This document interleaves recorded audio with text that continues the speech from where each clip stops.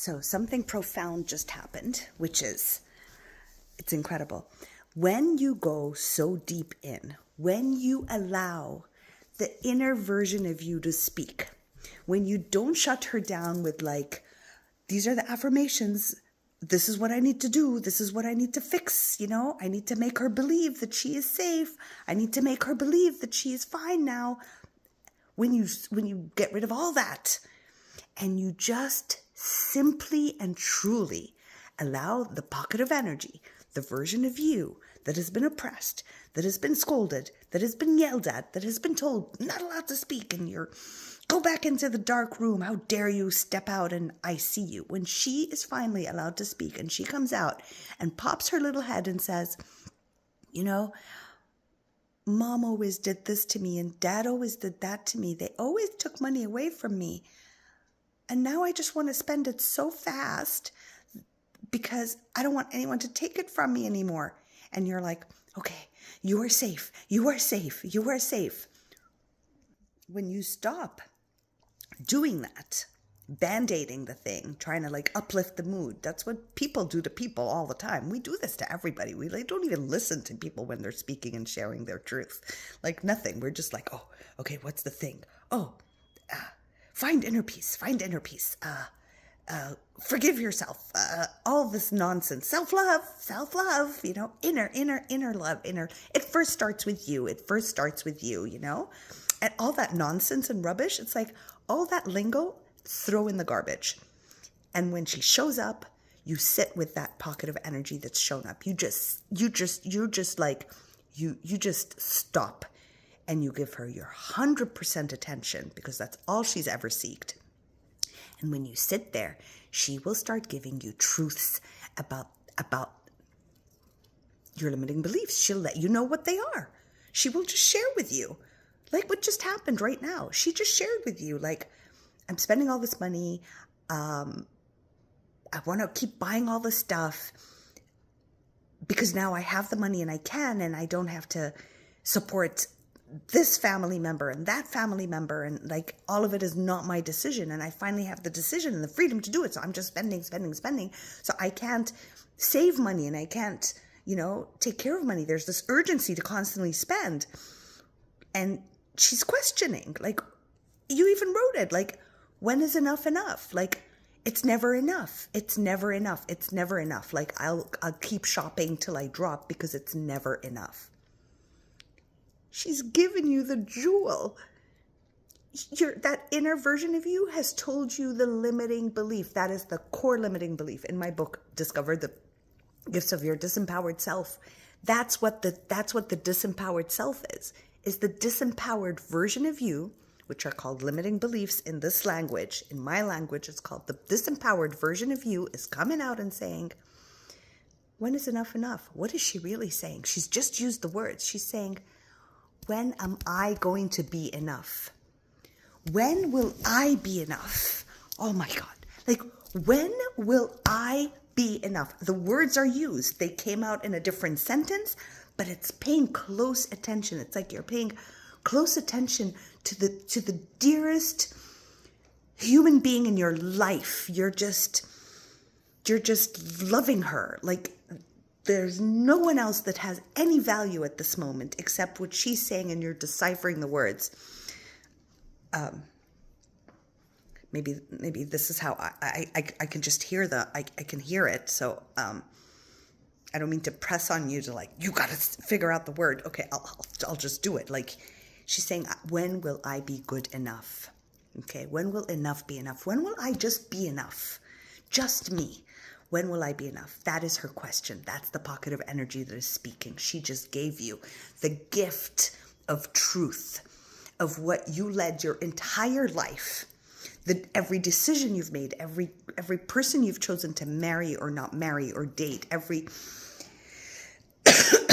house that you've chosen, every country that you've chosen, every clothing item that you picked out to wear, every hairstyle you've had, like it doesn't even matter. Like every decision was made upon this core disempowered self-belief.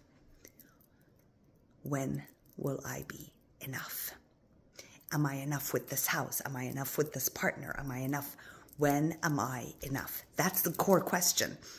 Now you ask this core question, you ask her, oh, she's finally freed enough to share the truest, darkest, deepest belief. I am not enough is the belief.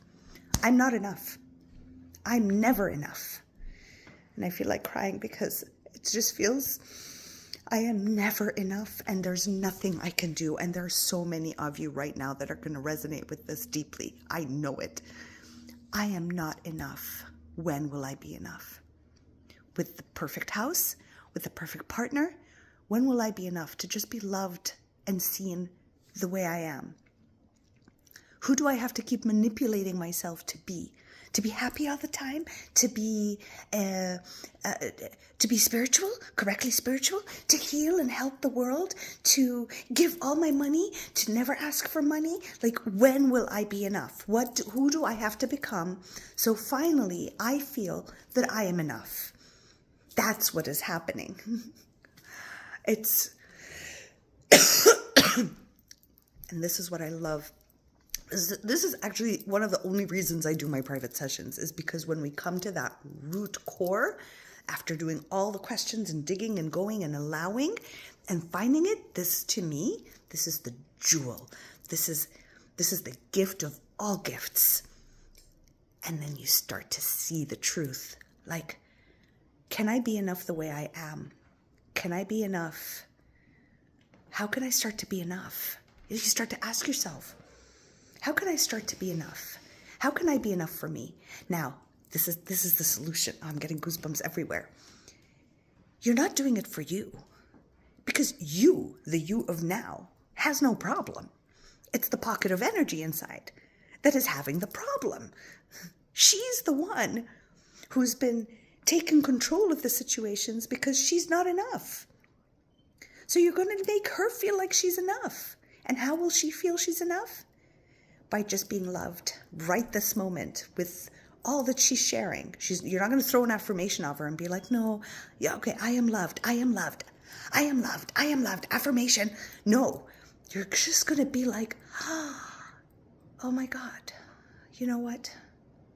You are allowed to not be good enough with me. You don't have to be good enough with me. You don't have to be anything when you're with me. I love you the way you are. I just love you the way you are. Okay? I just love you the way you are. And she's going to express, and you're going to cry. I mean, I went through this years ago. I just would be thrown on the floor screaming like, I'm just not good enough. Look what I have up on my wall. Look, this is, I am enough. It's backwards now, but it just so happens it is. But I am enough. I have this there just for my kids to see. So it becomes part of the subliminal message that I'm incorporating in their heads, and that I can always see it. I am enough. You're going to tell her that. You're enough for me. And you're allowed to not feel like you're enough. You're allowed to feel all this crap you're going through. And I love it because you're enough for me. This version of you that's broken down, that's in pain, that doesn't feel she's enough, that feels insecure, that feels all those things, that feels like no matter how many hoops you jump through, you're still not being loved properly by your partner. You're not being respected enough by your friends. You're not being adored by your parents. This version of you that's so feeling yuck about who you are, I love your yuck. And you're enough for me. There's nothing more you need to do. There's no one you need to become. You don't need to become anyone else. You're enough the way you are with all your insecurities. I love you anyway. I love your insecurities. I adore you. You're enough with your insecurities. That's how you work when you find the disempowered version of you. That is what you do with her. I swear, like, it's all written in a book, honestly. It's a pretty big book, but it's like opening up to the possibilities now. It's just slowly opening up. Like, it's like, oh, she was never good enough for anyone, not even her parents. She was never good enough. She had to look a certain way, act a certain way, be a certain way, be silent in a certain way. And then she's never good enough for her partner. You have to also be quiet and silent, and she's never good enough for her friends, or never good enough for her colleagues at work, or who knows. And then you're like, but who does she want to be good enough for? For me. If I can accept her the way she is, and she doesn't have to do anything to be good enough for me, I love her without even feeling that she has to be good enough. She's going to relax and ease, and I'll hold her hand. I'll take care of her. She has to be no one. It's irrelevant. She can cease to exist, but she exists with me and for me. I hope this is making sense. I really hope this is making sense. I know there's quite few videos in a row, but every time you write something, it opens up a whole beautiful insights that are just phenomenal. So I know this is going to help everyone. It just released another pocket of energy for me, actually. So I love you.